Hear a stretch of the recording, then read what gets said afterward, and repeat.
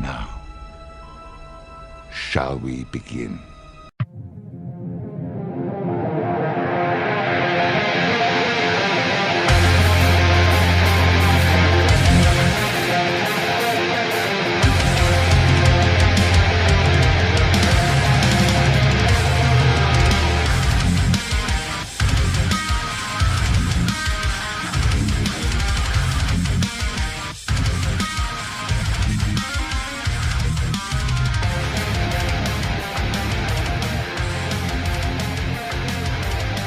The one thing they love more than a hero is to see a hero fail, fall, die trying. In spite of everything you've done for them, eventually they will hate you. Greetings, Sentients! Now, today's commentary is going to be very spoiler heavy. So again, if you want to be surprised and you haven't seen it yet, go and watch the latest episode, episode 3 of Season 8 for Game of Thrones. Now, before listening to this, because it's impossible to talk about this episode and not spoil things. So first off, a little bit of movie making lore, if you will. They say there are 2 ways to make characters have a plan in the movie and have it work. That is, work as in entertain the audience. One is to have the characters explain, step by step in detail, what their plan is, and then we, the audience, watch it as it all goes wrong. Something unexpected happens, the plan is ruined, whatever. The second way is to not have the characters tell us what's going on, or have a montage of them telling it while it's happening. That way we don't know if the plan is going kind of right or wrong until we've actually seen it happen. Like I said, you can kind of merge them a bit with doing a montage while a character explains it, because we are watching it as well. And the reason is because the audience won't be entertained otherwise, is the line of thinking. If the characters explain their plan and then we watch it go off without a hitch, well, that's kind of boring, since we know what's going to happen. So anytime you have your characters ahead of time tell you what their plan is, we the audience watching, then you know the plan isn't going to work, or at least not work the way that they have it out. Now, this episode of Game of Thrones doesn't necessarily seem to do either one, or at least not do either one well. We do know they've come up with a plan-ish, but however, I'm not quite sure what exactly the plan is. And to be honest, I'm not even quite sure that the characters in the show know exactly what the plan is. The core idea, of course, is to get the Night King separated from his forces, and Bran is going to be the bait to draw him in. There doesn't exactly seem to be a plan after that, though.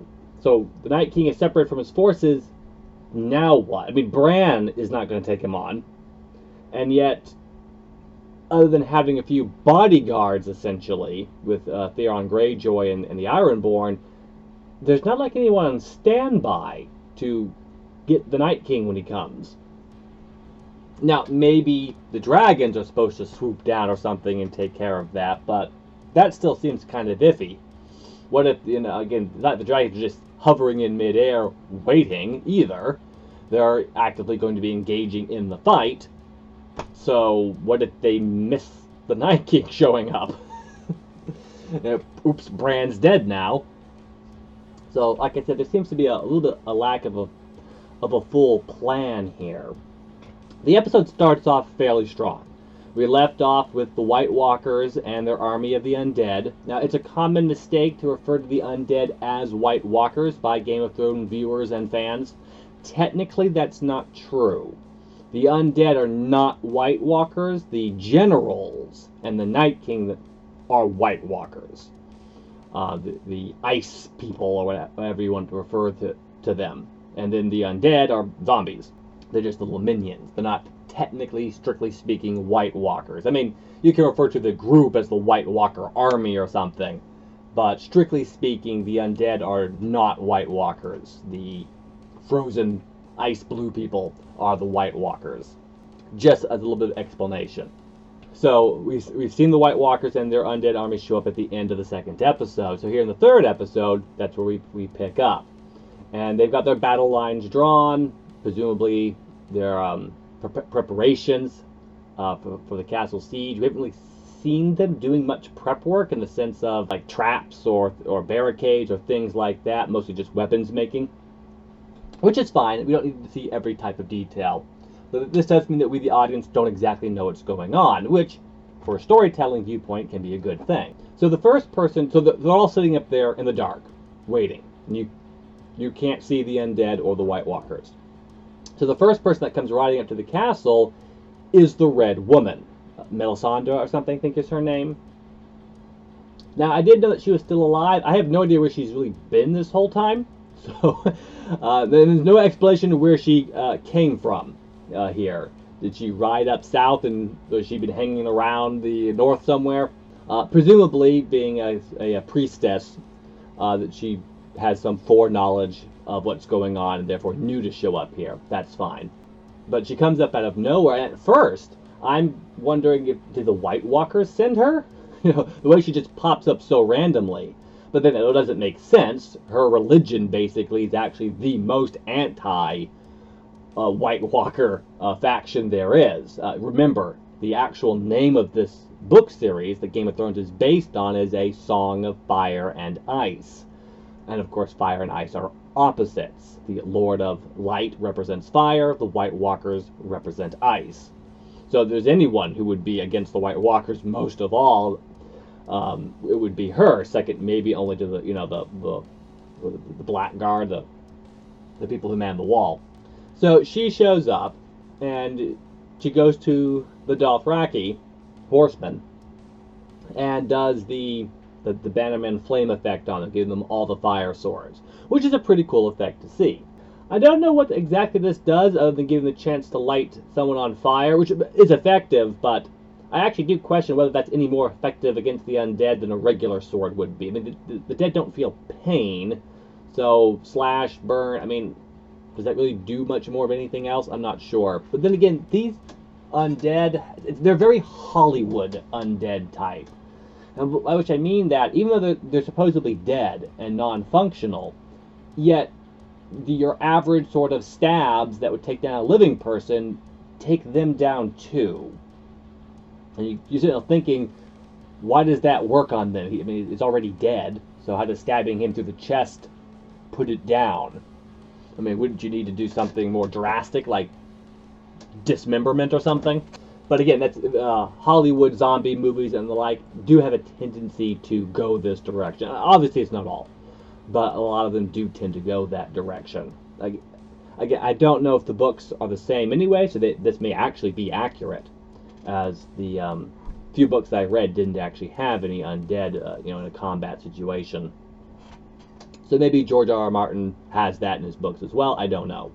Definitely a simple way to deal with your undead is to simply kill them off like anybody else. That way your characters can, just have the regular action scenes, basically, and not have to do anything overly drastic or have too much trouble with one undead at a time.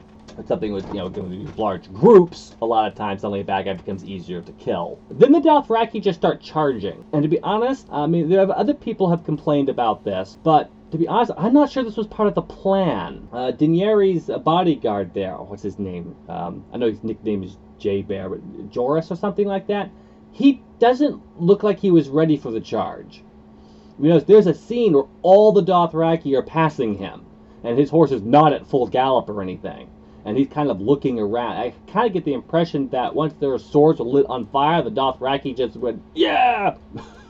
and off they went. And again, they're not a particularly disciplined bunch. I mean, the Dothraki are very tribal, savage, more warrior than soldier. A lot of people use that term interchangeably, but there is actually a difference. Soldiers are disciplined, follow orders. Warriors are more individualistic, fighting as they please when they please. Soldiers are patriots, whereas warriors perhaps follow more of a cause. Again, these can be similar and overlap quite a bit, but there is still a distinct difference between the meanings of the word. So I'm not exactly sure that this Dothraki charge was actually part of the plan. And the next scene is twofold. On one, it's a very cool visual. On the other, it's also very cheap. I will explain. What happens is the Dothraki charge off into the darkness, but we, as the viewer, don't follow them. We stay back with basically the Unsullied and the Wildlings and those back at the castle, and simply watch them ride off into the darkness. And like I said, this is actually a very cool, psychological type, thematic shot, where one by one, the little flame sword torches start going out. And we hear less and less Dothraki war cries and more human screams. And then worst of all, we start hearing less of that as well. Until all the torches go out. Now, on one hand, that's actually a very chilling shot. And definitely whoever was directing this episode, spot on. That was spot on. That was a great, again, thematic type shot, hitting the right part of the human psychology, because there is no greater fear really in humans than the fear of the unknown, the fear of what you can't see, fear of the dark. And it was a particularly chilling scene. The other hand too is it's also a very, budget-wise, financially, a very cheap shot to shoot, right? Required no real special effects. All you had is a bunch of extras standing out there with lights and turning them off and playing voiceovers on the soundtrack. We didn't have to see any undead. We didn't have to see any combat. We didn't have to see anyone get pulled off a horse, stabbed through the chest. Nothing, right? It's like they saved some money with that shot at the same time. Now that is not again anything on the director. I mean, if you're given a budget, you have to make do with what you have. So the guy doing this certainly did exactly right. I have this much money, I can do this, so I'm going to save some money where I can, but I'm going to make that scene work on its own. So, I mean, kudos to him. Nevertheless, it still leaves the viewer with a little bit feeling like the special effects here are a little bit lacking. That that they've reined the budget in for what arguably should be the pre-ultimate episode. I mean, the entire Game of Thrones series is built around that the undead are the ultimate threat, the final bad guy. All right, the war with them is the biggest thing in Game of Thrones, or at least it should be. And this is how we open up with it. I mean, like I said, on a thematic, psychological level, it does work, but at the same time, it lacks the epic feeling because it is very cheap. So afterwards, a few survivors come back, including the non-Dothraki commander. And again, there's something of a pause here before the undead actually show up. Now, I do find slightly curious, and again, maybe there's a limit to what she can do, but the Red Woman doesn't light anyone else's weapons on fire. Just the Dothraki. That's it. Only them. So again, I don't know if it's ever happening in any previous episode, so we're not given an explanation. Maybe the books would explain this. Maybe she can't even do it in the books. I mean, remember, this entire season is at best based off a couple of notes from Martin. He hasn't written the book yet. Or at least hasn't finished the book. I mean, I'm sure he's writing it, or rewriting it, revising it, whatever. But, so maybe she can't even do this, actually, in the proper universe. But regardless, she doesn't do this for anyone else's weapons. None of the Stark, none of their bannermen, nobody. Nobody else gets their sword lit on fire. Not even one of our heroes, like Jon Snow or Brienne of Tarth or something. Nobody else. Now, she does make mention to the characters that there's no need to punish her for past deeds, that she will not survive this night. That, again, showing she's got, future knowledge. Although I guess not if they win or not, because she doesn't mention that. But she already knows that she's going to die. So again, I don't have a big deal with her just showing up unexpectedly, like, how did she know to go here? Well, obviously she's got some precognition type abilities or gifts or whatever. So then the actual fighting begins. And again, this is a fairly well done shot.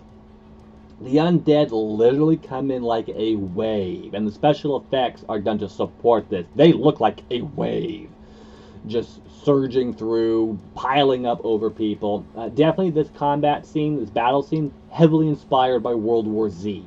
If you've ever seen that movie, or at least the trailer shots of the zombies fight, this is what that looks like. Just medieval style. Not necessarily a criticism. Most zombie movies, not that Game of Thrones is exactly a zombie show, but still, most times you have zombie-like undead, they take their cues from whatever the last big movie was that came out and style it after that, typically, and then add their own spin to it. World War Z did the same thing. One of the things, though, is it looks like, from the opening shots, it looks like nobody outside the wall survives. They literally show the undead like a wave piling over everybody, and you have to wonder, okay, how is anybody still alive?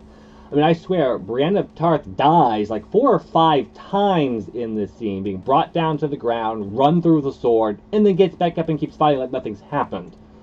This is another major issue a lot of people have with this episode, is the plot armor. Now, if you're not familiar with that term, plot armor refers to a character who's too important to the overall story, the plot, to die, but is put in a situation where they ought to have died anyway. So they should have died, but the story would be over if they did, so they don't. And there's not really a logical, rational, reasonable explanation why the character survives.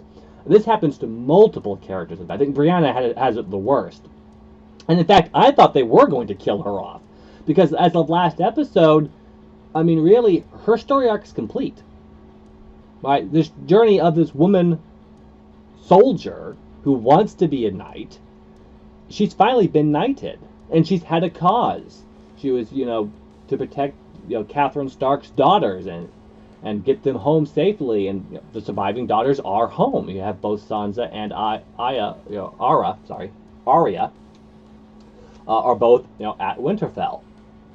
And she's got the respect of her peers. She got knighted, like I said. I mean, really, her story arc is over. Now, it's not necessary that she be killed, per se, but Game of Thrones is known for killing off its characters. So I kind of figured if, anyone's time was up, it was going to be hers.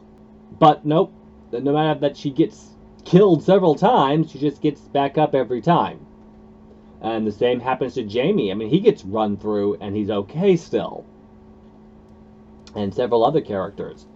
It's actually surprising how, no matter how much they're brought to the ground, they're stabbed or bitten, they're okay afterwards. Then we have another scene like the darkness scene before. That's, again, it's both good and bad.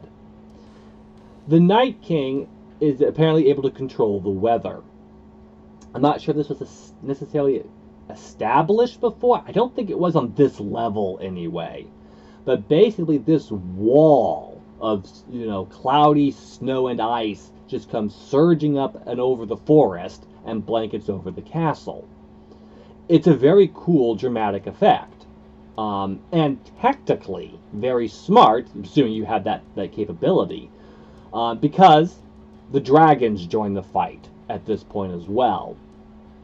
Now, interestingly, Daenerys and Jon did not appear to be at the castle. They seemed like they were on a hill overlooking the castle, not too far away, by themselves, which actually I thought was relatively dangerous. I mean, sure, maybe the Night King and the White Walkers don't know that they're there, but I mean, considering how vast the undead army is, and how they apparently have been going around killing off anyone outside the castle they found, it would not be unfeasible for there to be like a squad or something of undead skulking around, doing recon and such, and could have come up the hill behind them while they're distracted watching the fight, and gotten one of them, or the dragons, or at least disrupted what they were going to do, as there are no guards or anything like, keeping out a perimeter for them. Which, again, even if they had it, those guards would have been toast if everyone showed up. Jon and Daenerys could get bopped the dragon fly off, and they would have been left behind. But still, this is so... Again, if this is the plan, seems like there could have been a better plan. But, regardless, they've joined the fight, so the Night King sends the storm, for lack of a better term. So this makes it very difficult for the dragons to see what's going, and the riders to see what's going on and attack anyone on the surface. And it does affect the ground combatants to a lesser degree, but it doesn't really interfere with the fight for the most part. Now, I said tactically, this is a very good move by the Night King, and special effects wise was actually well executed. However, again, you had that feeling of cheapness. We spend an inordinately amount of time with the dragons flying through fog, and we can't see anything. Really does save on your other special effects, because the fog's not that hard to do in this day and age. But now we can't see the fight going on below. Saves a lot of money when you don't have to do the CGI effects and have the makeup and the stunt actors running around doing things, when you can just blanket fog over them. And they keep teasing the Night King showing up on his dragon, as Jon and Daenerys keep mistaking each other as potentially the Night King, and even collide with each other in midair at one point. Which again is dramatic. There's a lot of sky, not to mention that, flight is three-dimensional. Not only do they have to be in the same spot, but the same level in the sky. Less dragons just simply have an automatic cruising level. One of them should have passed over the other, at best. But, it's dramatic. You think one of them's the Night King for a moment. That's why they did it. Anyway, they come to the point where the undead have overwhelmed the outside defenders, most of which should all be dead, but most apparently are still alive. And so they retreat inside the castle, leaving only the Unsullied to actually cover their defense. And actually, I liked this scene as well. They do an excellent... You can just see how different the Unsullied are to the Dothraki. The Unsullied are soldiers. They are disciplined. They are calm and cool under fire for the most part. You see a couple of them with nervous faces. They get realistic. The Unsullied aren't robots. But, just about none of them break. I seem to remember maybe one of them retreating, throwing out his weapon and retreating or something. But, they're all in formation still. After all this combat, fight, the storm, they're still in formation. So, if nothing else, the Unsullied come out of this fight looking really good. And so, basically, they're slowly marching backwards.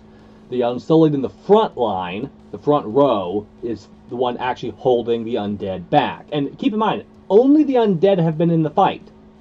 The White Walkers, which are the blue ice-skinned people, they've not shown up. We haven't even seen the Night King yet. This whole time. Which, again, isn't a bad effect, because we know they're out there, and that they're coming, and we haven't seen them. It kind of builds up some suspense. So it's just their minions, their pawns, doing all of this on their own, practically. The undead didn't summon up the storm, but other than that. But anyway, as the Unsullied retreat, the ones in the very farthest back row, they're the ones who actually go into the castle. And then they back up as far as they can again. And what they've done, they dug a moat around Winterfell. Except this moat's not filled with water, it's filled with wooden spikes. And not just like little wooden spikes at the bottom or something, but these huge, big, barricade spikes. And there's just one gap in it that allows the defenders to come in and out where the castle gate is. And that's where the Unsullied are guarding. They're not surrounding the castle. There's not enough of them for that. So the undead who aren't in the front, which most of them are there because that's where the living are, we can see them impaling themselves on the wooden spikes already. But, as I said, the furthest back row would retreat, then the Unsullied would all collectively march back until the new furthest back row would have their backs at the spikes. Then they would all just suddenly turn and retreat inside. And there's 20 or something rows. So this is a slow, methodical march. And eventually Grey Worm, their leader, pulls them all in. And they revealed that, in fact, there's kind of a drawbridge effect, if you will. He pulls up a bridge, and in fact, the moat does go all the way around the castle, and there are wooden spikes under here as well. So they are now cut off from the undead, who then, of course, start stacking themselves into the spikes. And again, dealing with zombies, as more and more of them impale themselves, the other undead behind them can climb up on the bodies of the ones who've impaled themselves, because they now have taken the entire spikes. And they can get a little bit further. They impale themselves on the spikes that are above, and on top of the pile. And then the next zombie comes, and they're basically making a human or zombie bridge across these spikes. So here we reveal that the plan is to light this stuff on fire. Because kill it with fire. That's how you deal with unnatural things in movies. You light that stuff on fire. However, it's the dragons who are supposed to do that. Thanks to the fog, they can't see the signal. Now you do think that maybe the dragons, the riders, should have maybe done an occasional swoop over the castle or something to keep an eye on that, but they hadn't planned on a storm, so they had no backup plan for when it showed up, I guess. Or at least the riders didn't. Now the defenders actually do have a backup plan, and that is to launch fiery arrows, which are arrows that you've lit on fire and shoot. This is an actual medieval strategy. You would take tar or some sort of slow burnable substance and put that around your arrow, and then before you fire it, you would dip it into a nearby torch or something, light it on fire, and then shoot it. So that's what they're doing. Except, again, thanks to the storm, it blows out all the fire before the arrows actually hit. Or enough that even if the arrows do hit while still on fire, there's barely a flame that gets blown out immediately afterwards. That stretches credibility a little bit, but the storm is supernatural, technically. It was created through supernatural. This isn't just a freak weather effect. This has been done through supernatural means, so maybe this is a supernatural side effect. The storm is deliberately enchanted somehow to blow out fire, maybe. At least in small fires like this. So yeah, we'll let that pass. Again, we're trying to build up tension, make it suspenseful. It's the end of the world. Things need to go wrong, after all. Or it's not really the end of the world. So again, the Red Woman comes out, being basically escorted, guarded by the Unsullied. They were a little bit uncertain of her when she first turned up, but they all saw what she did with the Dothraki, so they're cool with her now. And she goes up to the wooden barricade. Keep in mind, the undead are literally slamming themselves into this while she's walking up to it. And she grabs hold of it and starts to do her fire enchanted thing, which I don't think I mentioned before. She doesn't do instantly with the swords. She sits there for a good minute, maybe 2 minutes, chanting.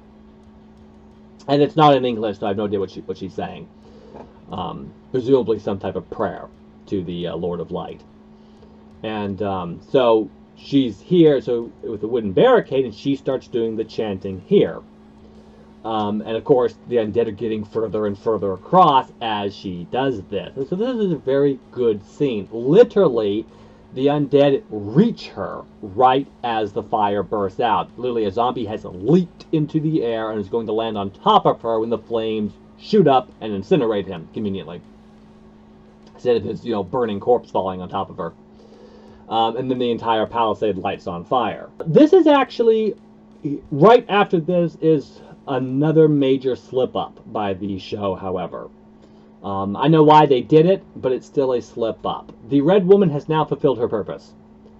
She, like Brienne of Tarth, her arc is complete at this point. She should have died doing this. I don't have any problem with her succeeding, but it should have cost her life to do it. Again, possibly even an explanation for why she can't keep doing it. Maybe it takes some of her life to do this. Maybe she would expire, give her life to light it on fire. Or maybe the zombies reach her and kill her, but not before she lights it on fire. But nope, she's perfectly fine. Steps away, walks back into the castle. She doesn't really have anything left to do. She is given 2 more scenes, but they're completely unnecessary, serve no purpose. This is where she should have died, in the fight. She's an established character. She's been around for seasons. This is where her death would have actually had the most impact.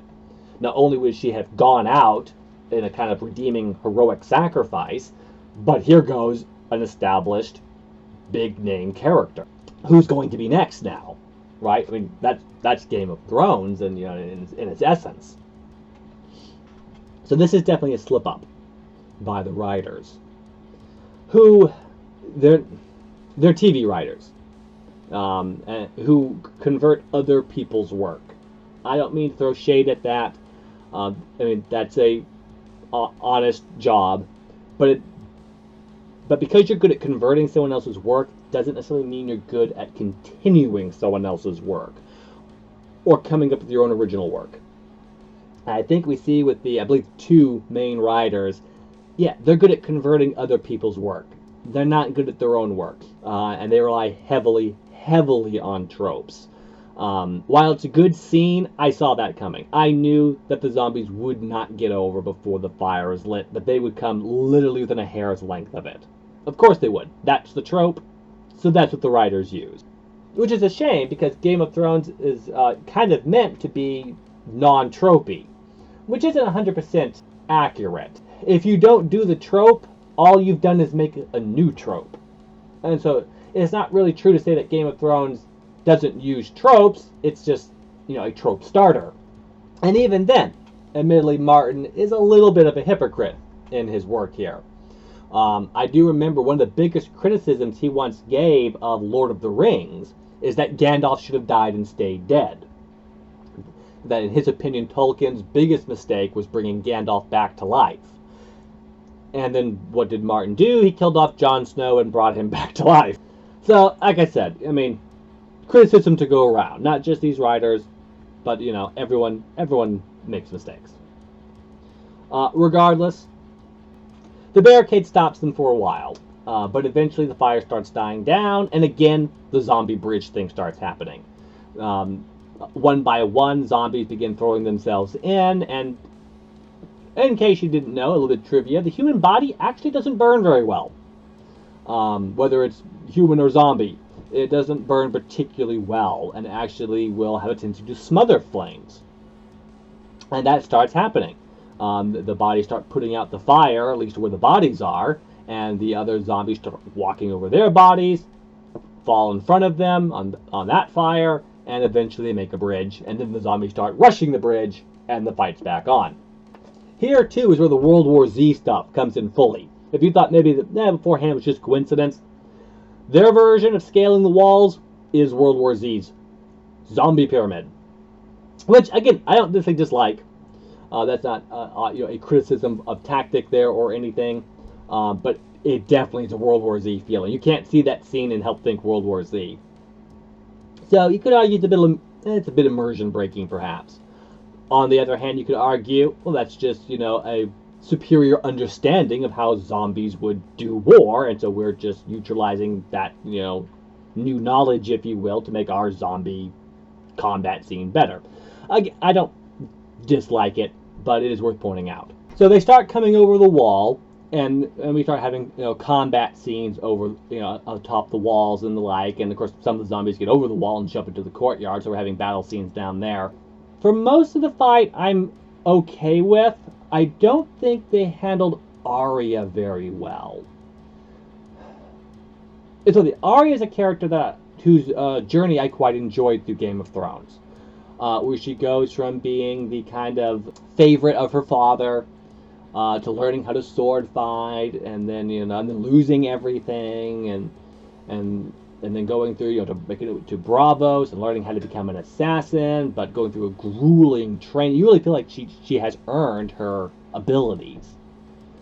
The thing is, a lot of writers seem to forget is that an assassin is not the same thing as a knight. Right? If you have a knight in full plate armor with a kite, or better yet, a tower shield, and a mace or big sword in his hand, and he can sit there and defend and deflect and chop apart all kinds of people that come and attack him. That he's basically a medieval tank, and so he's a very badass fighter. Now assassins can be very badass fighters as well, but not the same way, right? An assassin is like a ninja, and not a Hollywood ninja. Ninjas are assassins. They skulk and hide in the shadows, moving soundlessly, and take their target by surprise.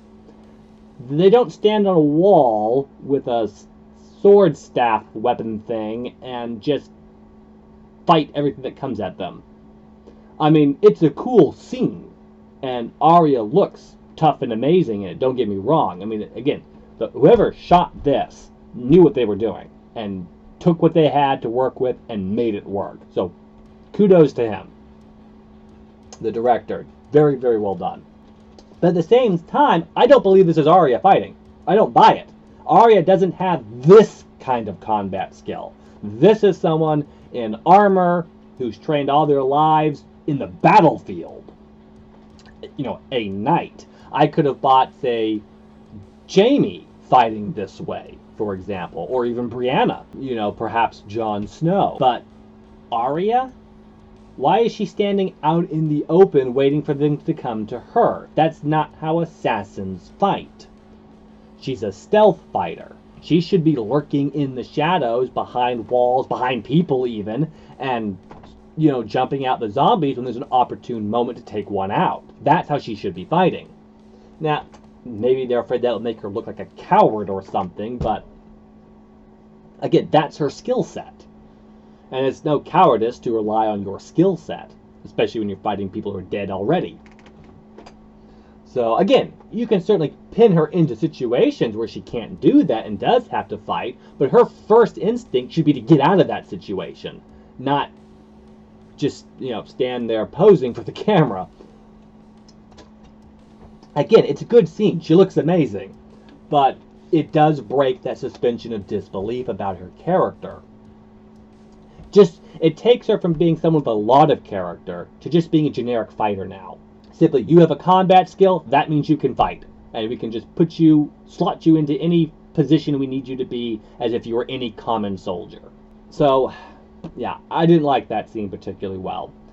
Eventually, she does get overwhelmed and actually starts to retreat. Apparently, the writers meant for the bang on the head that she takes while escaping to take away her super combat powers. Unfortunately, you don't get that impression by watching. That's the after the episode commentary. It just looks like she gets kind of beat up and then starts doing what she should have in the first place, run away. You don't get the impression that her combat skill has gone away or lessened. And again, if she was supposed to have super combat powers, where did they even come from? And they go away with a knock on the head? I mean, sure, she's kind of dizzy, but again, it just doesn't make sense. And that suspension of disbelief is important even in a fantasy world where you're fighting the undead with dragons flying overhead. We have to believe our characters are in real danger. And in that whole scene, it just doesn't feel like she's in danger. Now, a later scene has the Hound. And some people complain that the Hound has regressed to being a coward again.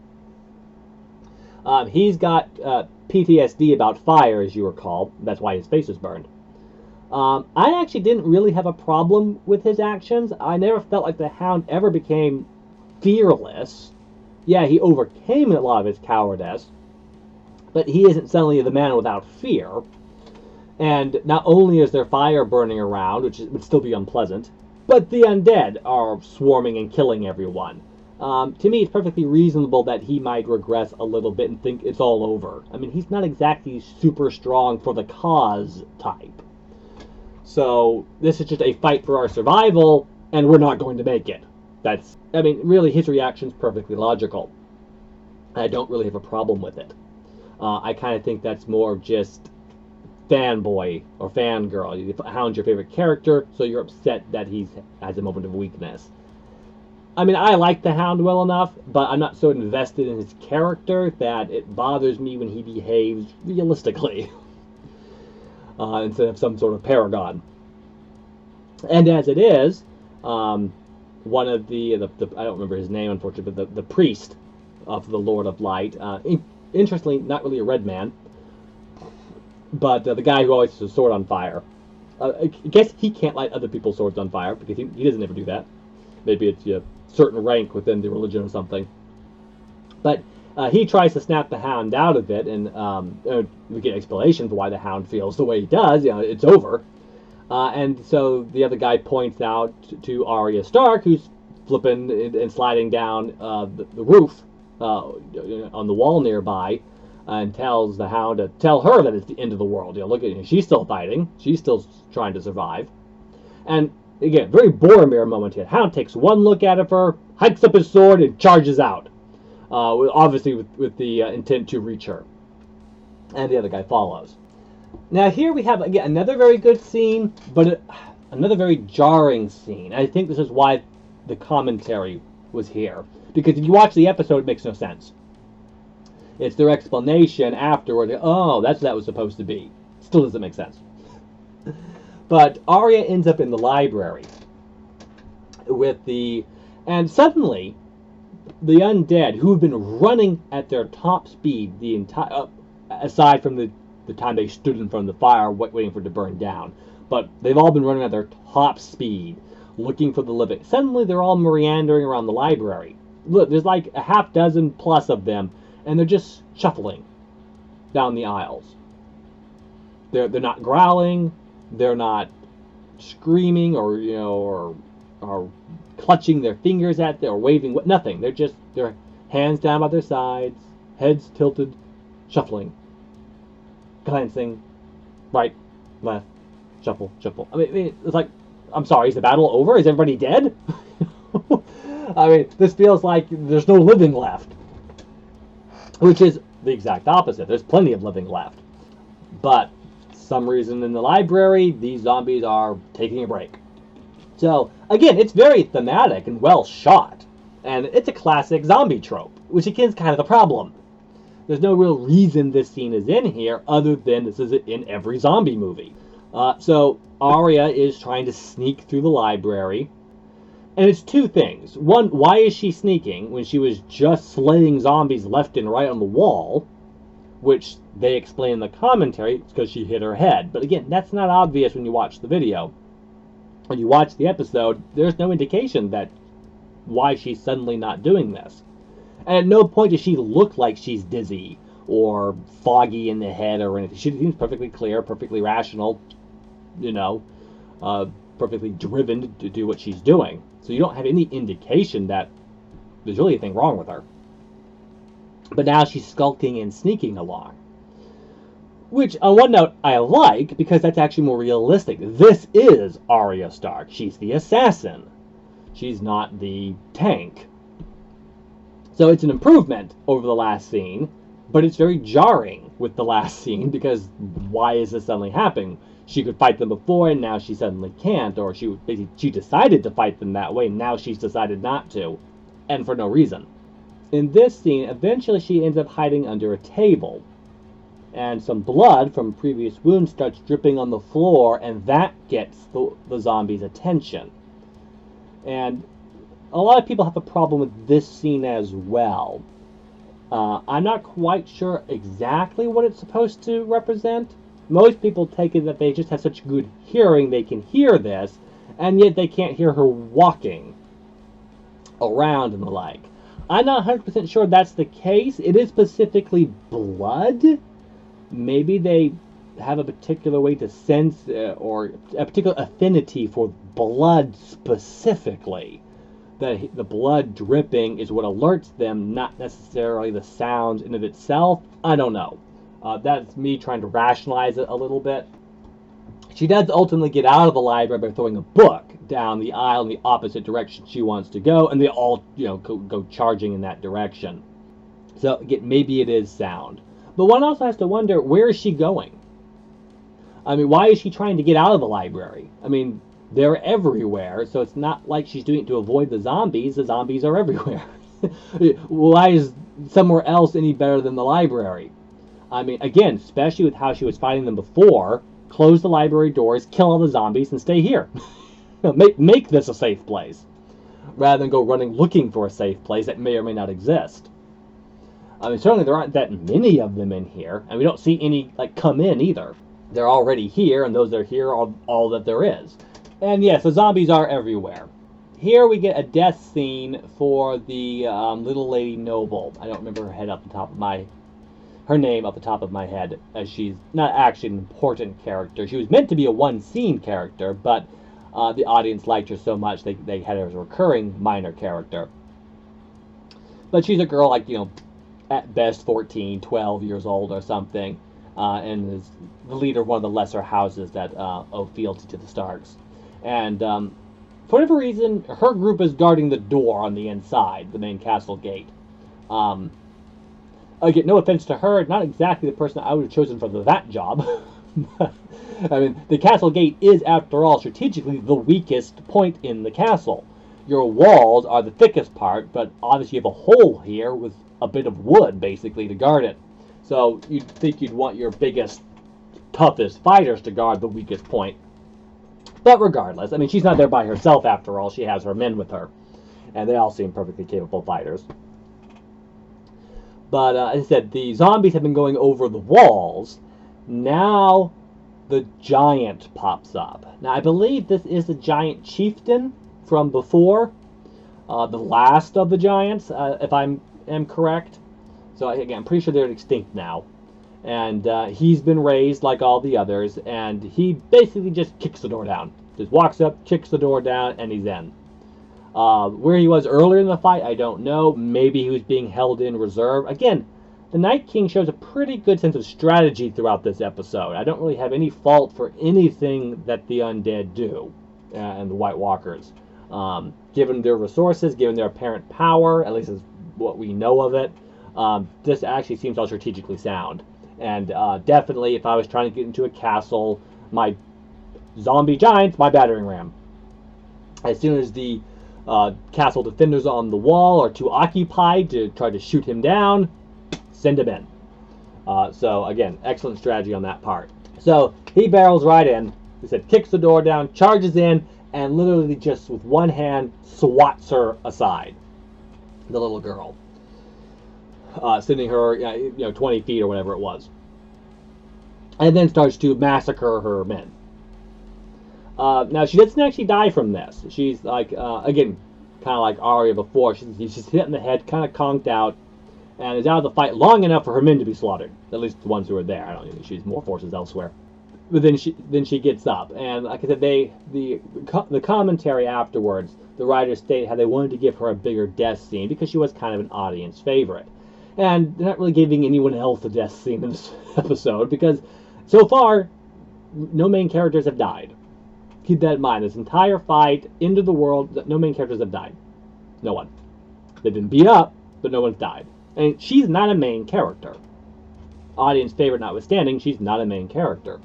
So she pulls out a knife, she screams at him, and tries to attack him. So, I wasn't quite sure where this scene was going for a minute, because the giant doesn't kill her. Again, you thought he would just turn and stomp her, or club her, or swat her again, or pick her up and throw her, maybe something.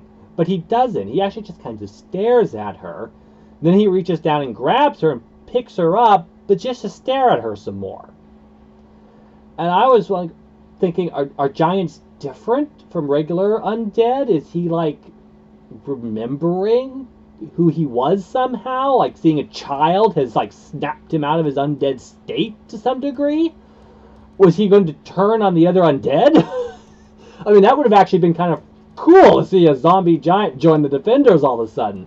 Even if it was like only for a short while until an actual White Walker popped up and, reinforced control or something. But no, it looks like at best this is an offhand reference to Attack on Titan. The giant's considering biting her head off. He just slowly brings her closer and closer to his head and slowly starts opening his jaws at the same time. And she stabs him in the eye. Now, he isn't just holding her, admittedly. Once she's quite close to his head, we can tell that he is starting to crush her. And maybe that's all he's doing, just crushing her. But she stabs him in his one eye, because his other eye is destroyed, and he dies. Again, I'm not super familiar with the lore. All the undead do have blue eyes. Are the eyes important beyond that? Or is that where the animating undead supernatural magic comes from? Because I can tell you that most people can, lose an eye and not die. But the giant does. I mean, really, you can tell her knife does not go into the brain or anything. I mean, keep in mind there is a hole in the skull behind the eye, for both eyes. That is a legitimate way to stab someone in the brain and avoid the hard bone. but her knife doesn't go in nearly that deep, especially considering just how big the giant is. And the fact that, of course, it's an undead brain, so you'd have to do quite a bit of damage to theoretically do any kind of damage at all. But no, really, sticking an inch or two into the eye is enough. He falls and literally falls apart, collapses into pieces on top of her. And yes, this kills her as well. She is dead. And that is actually the only purpose. In the commentary afterwards, the writers actually state they wrote the zombie in solely to give her this scene. So yeah, he dies the second after. He's not needed, because he has no purpose beyond this scene. And it's a cool, dramatic scene, but again, the director did what he could with it, and he made it look cool. Like I said, if you want to see a good combat fight episode with medieval knights versus zombies, this episode has it. This episode has it. This will get that. This will be your fit. But definitely, if you are big into the story and the plot, and you like Game of Thrones for its uniqueness, this isn't paying off to you very well. Especially considering that this is supposed to be the ultimate storyline, right? It's not Cersei back at King's Landing who's the ultimate bad guy. It's the undead are the ultimate bad guy. This is the fight we've been building up. It's not just one of our major storylines, as the writers put in the commentary. It's the major storyline. It's what the fans have been waiting for. And again, so far, it does feel a little bit cheap. It's not terrible, but it's definitely not Game of Thrones at the same time. So anyway, they're over the wall, they're through the gate, they're everywhere. And actually, you really don't see much in the way of living people at this point. It actually looks like most of the castle is dead. But we're not actually given an actual proper look to numbers, and we don't know who's dead, who's alive. In the sense, are most everyone dead? Are they all holed up indoors? We don't really know. Definitely the zombies seem to have the run of the place, however. Now, during this, we flashed a couple of times to the crypt, to where Sansa and Tyrion and the others are, just listening as things get worse and worse overhead. And again, there's nothing too important here. The characters snipe at each other a little bit, get upset with each other. But there's a nice little scene between Sansa and Tyrion, who were briefly married at one point. Never consummated their marriage. And so she actually says to him that of all her husbands, he was the best. Which is a nice little sweet thing to say. But at the same time, Tyrion notes how depressing that statement is, though. But anyway, by this point the Night King has shown up on his dragon and has engaged in some aerial combat with the other two dragon riders. Which, thanks to the storm, they're not able to double team him. But eventually, Jon Snow's dragon manages to take the Night King dragon down, basically. He's heavily wound the dragon. Jon Snow's dragon may have bought it here too. I'm not 100% sure. I think it survived. We never see it for the rest of the episode, though. So I kind of had the impression that it was killed off, but I think it's still alive. I think it's been confirmed that it's still around. But in a cool again combat scene here, Jon's dragon, I believe it's Jon's, does bite off a chunk of the undead dragon's neck. So every time the undead dragon starts to breathe its blue fire, which apparently is fire, I was actually under the impression it was molten ice originally. Maybe that's just from watching the dragon version of Megatron and Beast Wars, but apparently I think it's blue flame, which is actually hotter than the orange-red flame. A little bit of trivia there. But every time the undead dragon breathes fire, a gout of it comes out its neck now, too. Anyway, it's Daenerys, I believe, who actually unhorses him, if you will, or undragons him, knocking the Night King off and sending him to the ground. He falls like a skyscraper's length down, but of course he just shrugs that off, because he's the Night King. And now he's inside the castle, and he can make his way toward Bran. Now, Bran's already been under attack this time, now that the undead are fully inside the castle. But interestingly, they're not swarming the Godswood. So whatever partition, wall or door that separates the Godswood, that's obviously been broken down.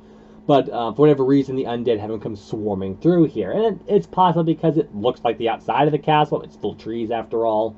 Maybe, again, we don't necessarily know how the undead, see.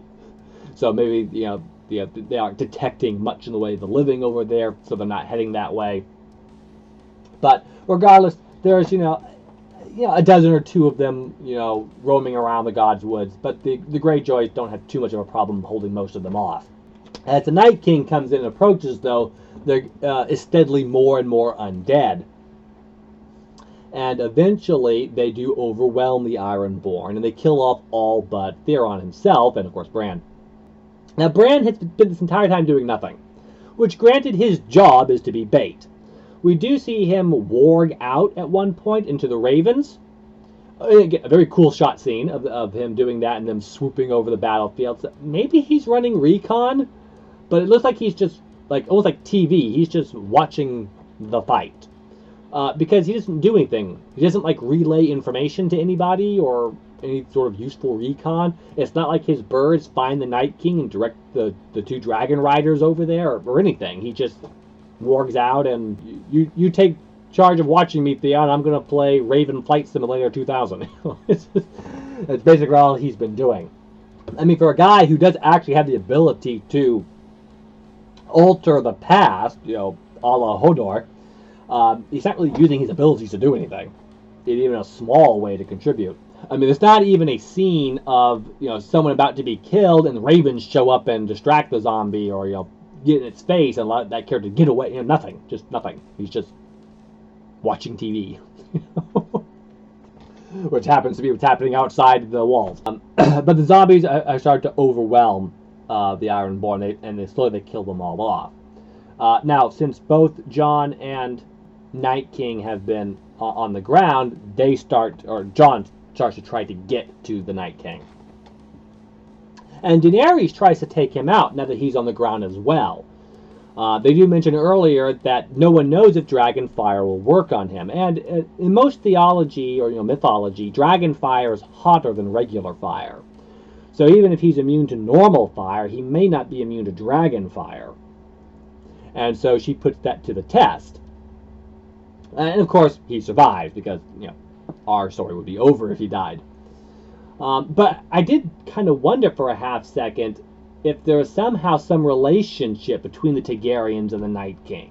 Because he's immune to fire. They're immune to fire. Is there a connection? But I don't believe there is. After all, my understanding is there is no Night King in the books. There are White Walkers, but there is no Night King. He was introduced solely for the TV series, unfortunately, as we will see in a moment. Anyway, here comes a really good scene. Jon Snow tries to catch up to the Night King. And the Night King sees him coming. And starts to raise his hands, just like he did in that battle with the wildlings. Which again, as we've already known from that scene, that's how he raises the undead. As soon as his hands go all the way up, boom, everyone who's killed gets back up as one of his minions. So he's doing that. And so we start seeing people, the bodies move. Eyes open, they're blue. Heads start turning, arms are jerking. In fact, the little girl, noble lady Stark back at the gate, who the giant killed, her eyes open. She starts moving. We see Dothraki, we see Unsullied, we see wildlings. Basically, it's instant reinforcements. And sure enough, as they get up all around them, Jon Snow gets closer and closer and doesn't make it. He's surrounded by them. And the Night King just turns and keeps going. Definitely, really, I have no complaints about the Night King's behavior throughout here. He never speaks, which is both eerie and perhaps slightly boring, which is why most villains are talkers. But he pulls it off. He pulls it off well. And he leaves Jon Snow to his fate. Which, of course, Jon Snow survives, because all the main characters have blood armor. For some reason, Jon, in fact, retreats back up towards the castle, instead of, retreating the way the Night King came, where there are less undead, incidentally. And Jon Snow ends up back inside the castle, facing off the undead dragon. I'm not sure if the dragon is grounded or just stays on the ground, because it does seem like it's hunting him. And Jon Snow tries to one up the dragon, to face him one-on-one. But every time he starts to charge, the dragon starts spewing fire, and Jon Snow has to duck for cover. And never actually I don't think even gets a hit on the dragon in the end. Which, again, it's very realistic. I don't feel like they're dissing Jon Snow or anything. It's very realistic. If you had that big undead fire-breathing dragon there, yeah, you probably would try to charge it and then turn around and dive for cover. Now, meanwhile, Arya, as I said, escaped the library. It looked like she should have been trapped in the hallway outside the library when a swarm of zombies break in, attract the zombies from the library who break in and swarm the other side. She's trapped between two swarms of zombies and somehow gets out anyway. Again, plot armor. Here she meets up back up with the Hound and his friend, and they basically rescue her as they pull her through the hallway. Again, she's killed more zombies than they have, and yet she's the one who needs rescuing. I get hit on the head, I guess. But and we actually have another Hodor moment here, where the Hound's friend actually gets stabbed several times, loses his flame sword as well, which was, again, it was a good shot. Arya's trapped on the ground. She's been knocked through a door, so she's lying on top of a door. A zombie's on top of her, and the guy throws his flaming sword, and one shot's basically the zombie, and of course is now unarmed. So I'm thinking, yeah, I'd want to rescue the girl too, but at the same time, throwing away your weapon is not the best strategy. Maybe you have trusted her to survive the 4 or 5 steps it would have taken you to get over there. So he's unarmed. They're running. He's carrying up the rear. He gets killed several times throughout this scene, just like Brianna, where they run him through, and then he gets up and comes after. And somehow is even ahead of the zombies. I mean, the guy should be bleeding out. The biggest scene, it's the most moving, but also the most egregious, is that in this small, basically corner where the hallway turns, kind of small round room, he puts both his hands up along, I guess, the door frame. There's no door, but the hallway sides, and his feet on the floor, because it's kind of a step going up, and he's literally holding the zombies back while the Hound and Arya run away. And they're stabbing him over and over in the back and the legs and the shoulders, and he doesn't die. Not only does he not die, he actually gets out of there, goes down the hallway, beats the zombies down, and actually makes it through the door, and they close the door behind them. Now they're safe in this fireplace room. And now he dies in Arya's arms. So, again, it's a touching, dramatic scene, but at the same time, there's no way this dude should have made it this far. On top of that, at least this is a named character. He's not just some Dothraki or Unsullied or a wildling who we don't know. I don't remember his name off the top of my head, but he's an actual character. But at the same time, this is the guy that got resurrected 19 different times, so I'm not entirely sure if he's dead, or we may see him again later. However, it is confirmed that we won't, because it turns out the Red Woman is in this room, again, for one of her 2 scenes where she should already be dead herself. And she confirms that, yes, this is it. He's dead. He was brought back to life over and over again for this, to make sure that Arya made it into this room. Which I thought was a little bit anticlimactic. He lived this long so he could go through a running fight in the hallway and die. It's not like Arya's actually safe, right? I mean, she's safe in this room, but she's still in the castle. The undead are still swarming everywhere. The White Walkers, I mean, she's not safe. So, that seemed very anticlimactic to have been brought back 19 or whatever times it was to die, kind of not actually quite fulfilling saving Arya. More like just helping to save Arya. In the very, very short term. Anyway, the Red Woman tells Arya, or reminds Arya of a line she spoke earlier to Arya, that Arya would close many eyes, brown, green, pause for effect, and blue. And of course, who has blue eyes? Well, all the zombies do, but the White Walkers have blue eyes. So Arya pulls out a knife and runs off So, again, she's now left the room that she was safe in, supposedly. So, again, really, the guy that lived to die for this? I mean, it doesn't... kind of seems like the Lord of Light is, doing this on the fly. And just making it sound like it's a plan. Anyway. Actually, Daenerys rescues Jon Snow from the zombies, as I recall. He didn't just get away. She does burn them up. But they get separated anyway. And she ends up on the ground, and the zombies end up attacking her dragon, and the dragon, to escape being swarmed by these zombies, she gets knocked off. And so she's on the ground now, and the dragon takes off in the air. And I noted every time it shook off zombies, and we moved away to see Daenerys and moved back, the dragon had more zombies on him, even after he was in the air. So definitely need a continuity editor there. So here we come to the only other major death scene. In fact, I guess the biggest death scene. And that is her bodyguard, Sir Jorah, whatever his name is. He shows up here. He's already been wounded. And they fight back to back against the undead in this scene. And this, I believe, is the first time we've actually seen Daenerys fight.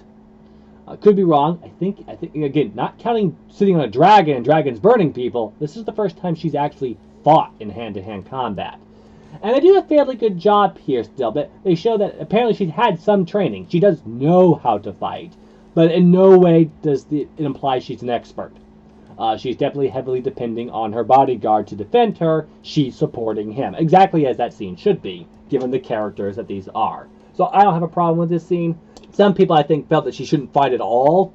But it's not unreasonable that she couldn't have had some sort of self-defense lessons along the way, even if we didn't see that. She's a queen. So I don't have a problem with this scene at all. Again, had they made her a badass, that would have been different. Because we definitely should have seen that happen, and she shouldn't just suddenly pull that out of a back pocket. But given that she's competent with a weapon, familiar with one, that's fine. If nothing else, it's a good chance she would have learned that in the Dothraki culture. I wouldn't be surprised if the women are expected to know how to defend themselves. And she did spend some time with them. And she hasn't always had an army at her beck and call either. So it just makes sense she would have at least been familiar with how to use a blade. Blades were considered in the medieval period to be the best sort of self-defense weapon. So it makes sense that she would have some sort of teaching with this.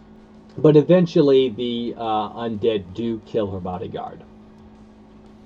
Now, while all this is going on, while Arya is running off somewhere, while Jon is facing down the undead dragon, while Daenerys is fighting off the undead, and her bodyguard is starting to be killed, the Night King has made it to Bran. Now, I don't necessarily buy their reasoning from the previous episode why the Night King wants to kill Bran. Sam says, and Sam has been in this fight, but he hasn't done anything of particular importance. But he mentions that if I wanted to erase the memory of men, I would start with you, Bran, is what Sam told him in the previous episode. Which really doesn't make any sense at all. What does it matter if Bran is the first to die or last to die? You're going to make the human species extinct. It doesn't really matter who dies when. The only reason to kill Bran is because of his abilities, not because he remembers things or somehow tied to the memory of people, or can view history. It's the fact that he can influence history, a la Hodor, or possibly with his warging abilities. Not that he's done any of that this whole fight, which again kind of undercuts that he doesn't really seem to be that incredibly important that the Night King would single-mindedly go for him above all other targets. But regardless, the Night King has reached. His White Walker generals have also showed up. They had a dramatic walk through the front gate, but they haven't fought anybody. And now they're just here to back the Night King up. Only person left standing defending Bran is Theon Greyjoy. And Bran snaps out of his Raven simulator here to tell Theon that Theon is a good man. That this is clearly Theon's redemption arc. Which, is a nice touch. Especially if you are more or less a fan of Theon or invested in his character. And certainly he's more than suffered enough for what his past crimes in the stories. More than enough. And so, again, his arc's complete. So, in a very Game of Thrones type manner, he's killed off. So, this is the other of the two major death scenes here as well. Although, Theon hasn't really been a major character since he helped rescue Stanza. He's really just been a background character at this point. Hasn't really done anything much of significance until now. So while he is a main character, he hasn't felt like a main character. He feels more like a secondary character at this point. I mean, really, Daenerys' bodyguard had more impact to me with his death, because his arc wasn't really even fully complete, I felt. Where Theron, it's kind of been over, really since he rescued Stanza. He's just been sort of around, and this is a little extra redemption for him, which is nice, but it kind of lacks the impact since he's been such a broken man this whole time. He's never recovered from what happened to him, and the effect is he doesn't feel like a main character anymore. It's not unrealistic, mind you, but it does have the effect that he feels less important. And as if to kind of emphasize that, the Night King just offs him. There's no combat scene here. He runs with a spear, I believe, tries to stab the Night King. Night King snatches the weapon out of his hands and stabs him instead, and we're done. Theron's dead. Now, this does make the Night King look like a badass. Definitely, the ultimate boss, of this final level, if you will. But at the same time, Theron's just dead. No, okay. I mean, I dare say the little Stark girl got a bigger death scene than Theron. So, now the Night King slowly approaches Bran and finally reaches for the sword on his back that's been on his back the entire time and never been drawn. And then right here, out of the darkness, comes Arya. Just literally leaped like 30 feet. Just right out of the darkness, literally materializes into our viewpoint with her dagger raised to stab. Now, again, like so many other scenes, it's both good and bad. She's an assassin character. Performing an assassination is what she should be doing. So I don't really have a problem with her showing up like this. The problem I do have is that the Godswood is full of zombies now. Literally, they're kind of in at least a semicircle, if not completely surrounded the God's tree or whatever, where Bran is, the white tree with the red leaves. Plus, the White Walker generals are there as well. So you have the actual White Walkers backing up the Night King, and they're all just standing there watching the Night King, kill Bran. None of these zombies, none of the White Walkers heard her coming, saw her coming. I mean, again, people pointed out they could hear blood dripping on the floor. Granted, that's indoors and a bit quieter. A little bit more. The storm is still raging. It's a bit noisier out here, but still, we got no clue. She basically just teleports from the room she ran out of to in midair behind the Night King. Which again, she is a super assassin, but still, it's a well shot scene, but it feels cheap. That's kind of the problem. The fact that Arya has shown up in itself is not a problem, it's the way Arya has shown up. The Night King, however, does sense her coming at literally the last second, turns and catches her in midair around the throat. Again, I don't have any problem with anything the Night King does. He is really doing it really, really well. And so we have a real sense of despair here. And keep in mind, too, that the people in the crypts, I was right about the crypt. They're not safe down there. When the Night King raised his hands and raised the undead, he raised all the undead Stark lords and their family buried in the crypt. And they come out and they start massacring everybody in there. And it's again, kind of like the first shot with the Dothraki running into the darkness and the torches going out one by one. It's a scene like that. It is a creepy, blood-chilling scene where these, civilians, women and children, are being massacred, dragged into the darkness by their kings, their ancient lords. It's a really tragic scene in there. On top of that, of course, Sansa and Tyrion are down there, and they're probably my favorite characters. if I had to choose, a top 3 or something. The Spider's down there too. I like him well enough, but he's not one of my favorites. There's a heart-stopping moment where they're both hiding behind a sarcophagus, and Sansa, they have this. We're not going to survive this, and Sansa pulls out a knife. But the blade is pointed towards herself, and Tyrion reaches over, takes her hand, and kind of nightly, courtly kisses the top of it. And you suddenly wonder if they're about to commit a double suicide pact or something.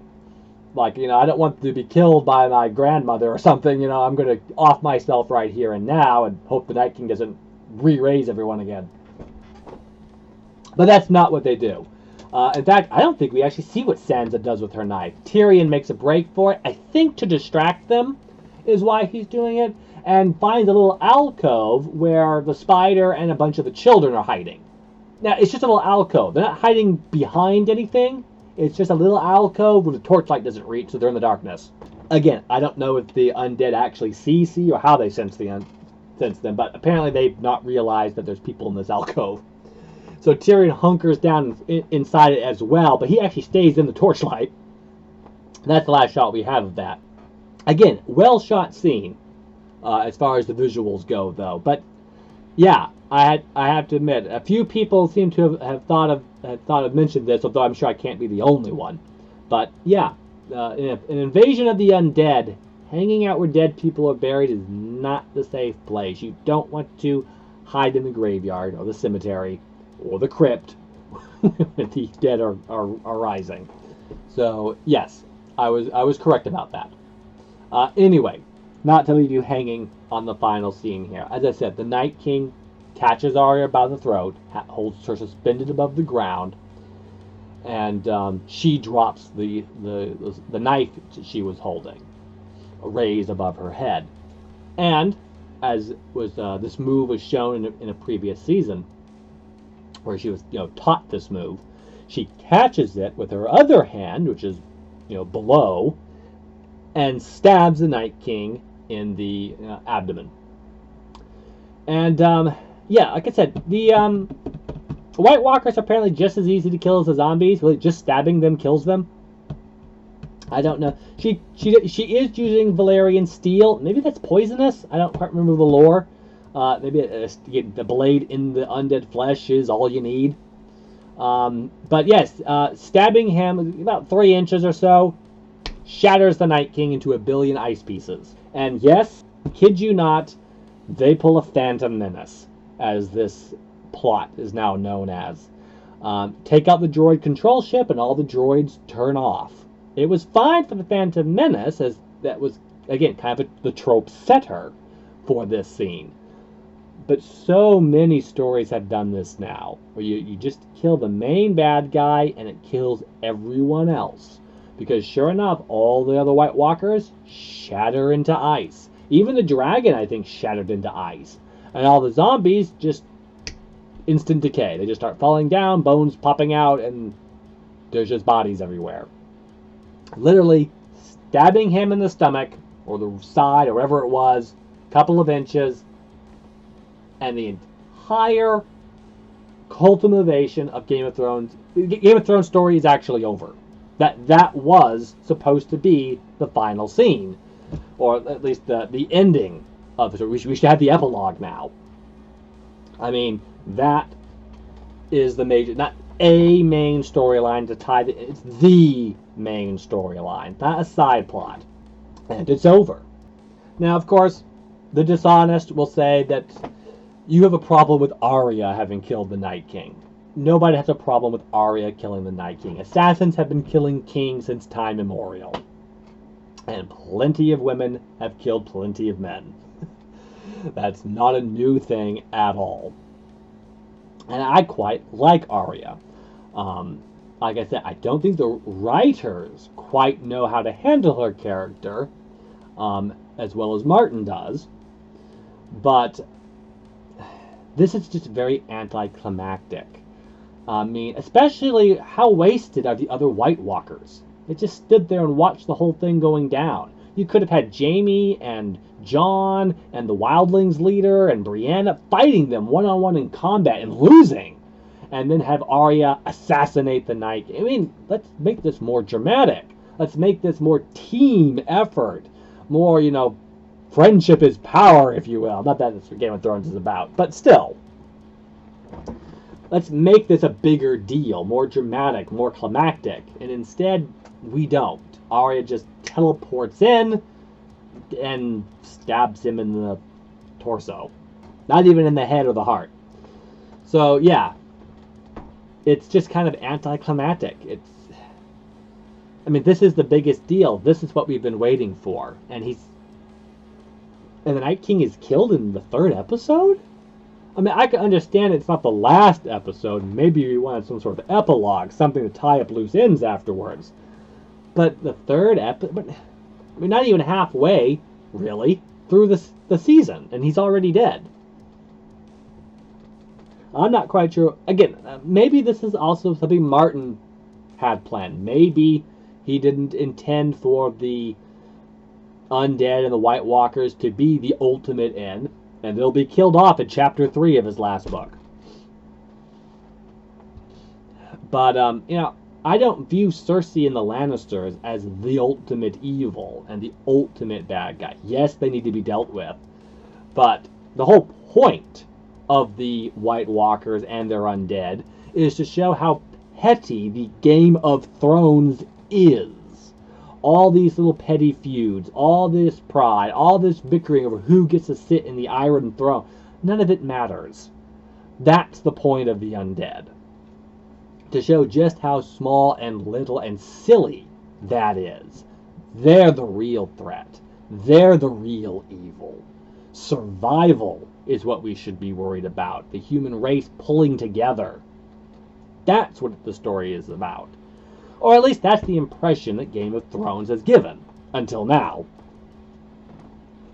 So, yeah. The Night King apparently, again, he's apparently not in the books. He was apparently introduced solely so that the writers could pull off a Phantom Menace and just get rid of the undead. Because that's what this feels like. Sure, it's a chance for a cool combat scene, but it feels like the writers, they just want to get rid of the undead. They just want to have their Game of Thrones. Their little nobles and noblemen pedantically bickering, great houses, and they want to get back to that as quickly as possible. So we wrap this up in 3 episodes, shove it to the side, and we can go back to what we want to write about. Back to our soap opera. Because really, that's what these writers should be doing. If they're not translating someone else's work to the screen and just doing their own thing, they should be working in a soap opera. Because clearly, that's their skill set. And again, I don't mean to diss the soap opera writers. It's an honest living. But, again, you don't expect a soap opera writer to write a climactic, epic, Hollywood-style blockbuster TV series. That's not their skill set. Clearly, it's not these writers either. So, overall, if you like zombie shows, movies, if you like combat scenes, this is a good episode for that. The fights are great. The cinematography is awesome. Again, kudos to the director. He took what he had and he made it work. There are some great scenes, some great shots, a few great lines. But overall, if you are a Game of Thrones specifically fan, not just a casual fantasy fan, but specifically you are a fan of Game of Thrones, this episode is disappointing. This episode was a huge blunder. A mistake, clearly. It's not 100% trash. It does, like I said, have redeeming qualities. But it's not a good episode. It's just not.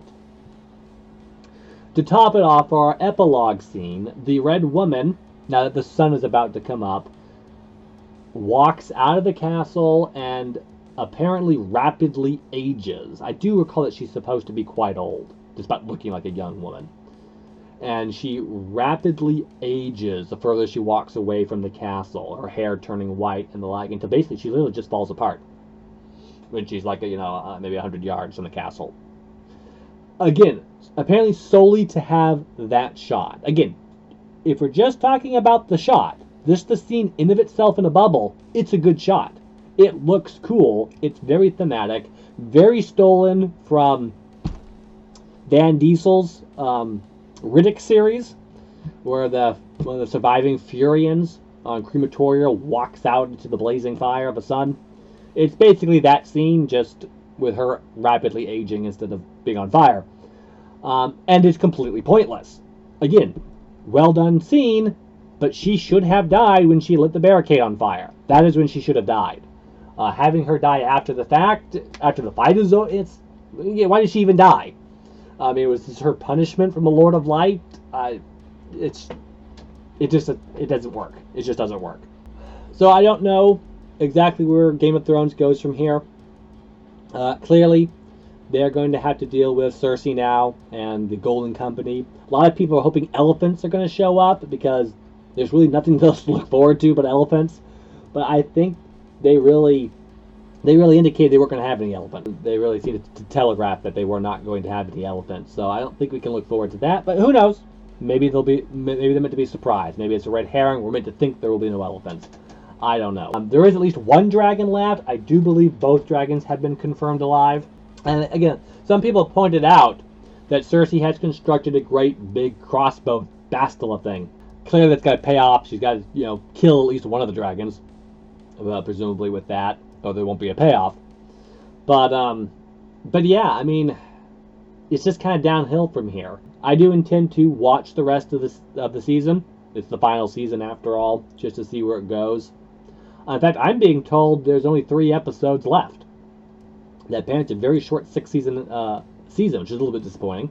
Yeah, we'll see where it goes. Maybe again, we can still have good episodes after this, but it's definitely going to have an anticlimactic feeling at this point. I guess you could say it's a bit Return of the King-ish to compare it again to Lord of the Rings. After all, once Sauron was defeated, the movie didn't end. It just kind of kept ending and ending and ending. And a lot of people complained about that, although actually the book goes on much longer. Has a much more, several chapters epilogue, and they quite toned it down for the movie. So again, I love Lord of the Rings, Return of the King. I had no problem with its ending. But if you were someone who did have a problem with the ending, quite possibly these 3 episodes, if there are 3 left, are going to feel that way. Because, yeah, you can't top the Night King, the White Walkers, and their undead army. Especially when Game of Thrones was building to that the entire time. This is the main story, not Cersei. So I am going to have to end this on that, yes, I found this episode to be, again, cool visuals, but lacking in the story. An unfortunately common fate these days. This is what Star Wars became, for example. Some really cool visuals, but makes no sense. It really lacks in the stories, and characters are not treated. Writers don't know how to handle the characters. I don't have much else to say about it. This has been a long one, and a lot more plot spoilery than most of my reviews and reactions. Can't say I didn't warn you, but like I said, I will continue to watch the rest of the season. We can still have good episodes, so we'll just have to wait and see. Regardless, thanks for listening. I've seen things you people wouldn't believe. Attack ships on fire off the shore of Orion. I watched sea beams glitter in the dark